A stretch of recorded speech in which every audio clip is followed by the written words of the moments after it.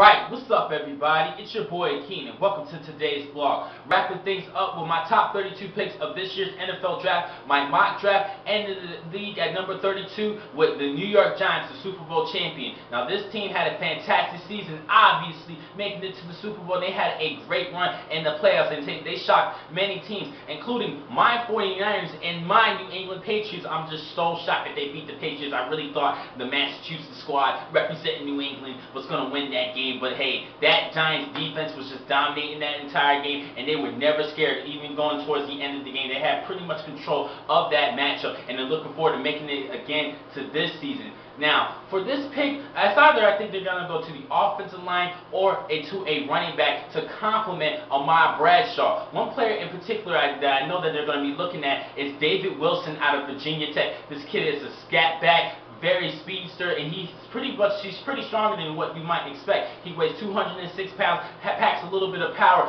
and he has great agility. He definitely can make a couple of cuts and make a couple of shifty moves to evade the defenders, and I think this could be a good choice. But I really think they need to address the offensive line, the tackle in particular, and I think they need to go with Jonathan Martin out of Stanford. Yes, his stock dropped just a little bit, but I told everybody that he is still a late first-round selection. I still think he's a good blocker. He helped block for a couple of 1,000-yard rushers while he was at Stanford. He had a pretty good career, especially when he was complimenting David DeCastro. That was a great offensive line for the Stanford Cardinals for Andrew Luck, and I still think he's a great, outstanding blocker. Tough kid. He could definitely be a good pulling tackle, open up some holes for this team, and I really think this could be a great addition for the New York Giants. Now, I have a little bit of a special announcement to talk about. I have a couple of changes in my mock draft for this first round because lately there was a couple of big draft buzzes for some of these players. Like I mentioned before, Stephon Gilmore, he raised his draft status, and some people have him in the top 10 going to the Jacksonville Jaguars. They do need a cornerback. I honestly do not believe that Stephon Gilmore is top 10 worthy. I don't think he's going to go in the top 10, but a lot of people are having him as the number 2 cornerback coming into this league. And a couple of players that I'm going to mention, they actually dropped their draft status. One player in particular, Janoris Jenkins, because of the off-the-field issues. Another player, Quentin Coples out of UNC. His stock draft has been dropping a lot each week as each week has gone by, as each day has been going by, as we've been hearing the latest news. We don't really know what his mentality is at, and we don't know how well he's going to have a good work ethic coming into the NFL, and that questions a lot of scouts. So his draft status dropped a lot, as well as Mike Adams out of the Ohio State Buckeyes. This kid is a pretty good blocker. He was one of my top 5 tight ends coming into this year's draft, but his draft stock dropped a lot because of his off-the-field issues, so we don't know what's going to happen. All three of these players have a little bit of off-the-field issues, particularly Adams and Janoris Jenkins, and I really think they need to get that squared away, and hopefully a team is going to be able to pick them up and they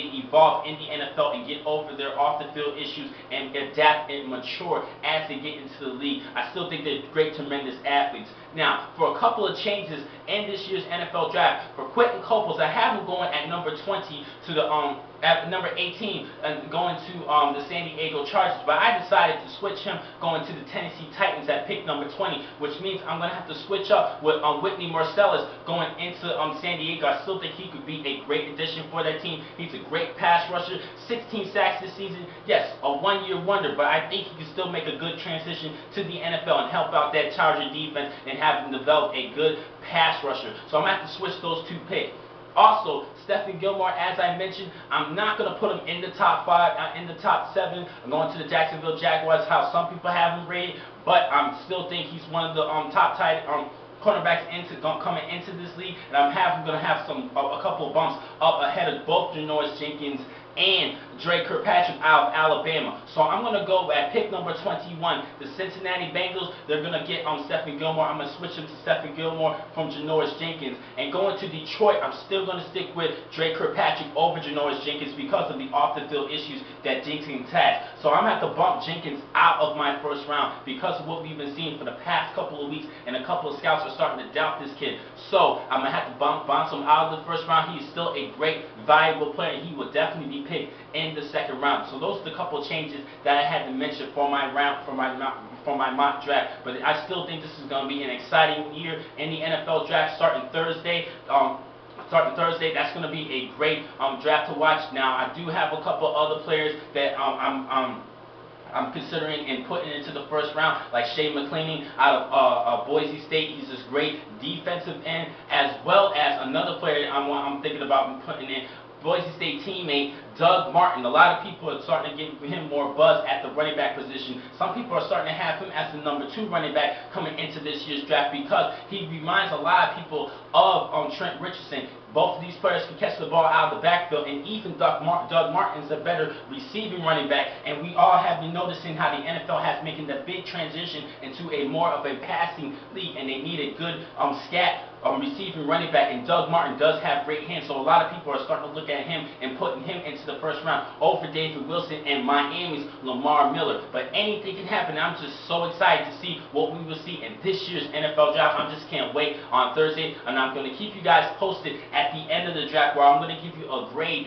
of all these teams like I did last season in each division for the NFL, and I just can't wait, and I'll keep you guys posted and give you a pre-grade, post-draft grade for each of these teams at the end of the draft. Now, the next time I catch you guys is until next week, and I'm going to keep you guys starting with my grades for each of these teams. Thank you for watching today's vlog from Pro Football Exclusive. I'm your man, Akeem McCall. Be easy.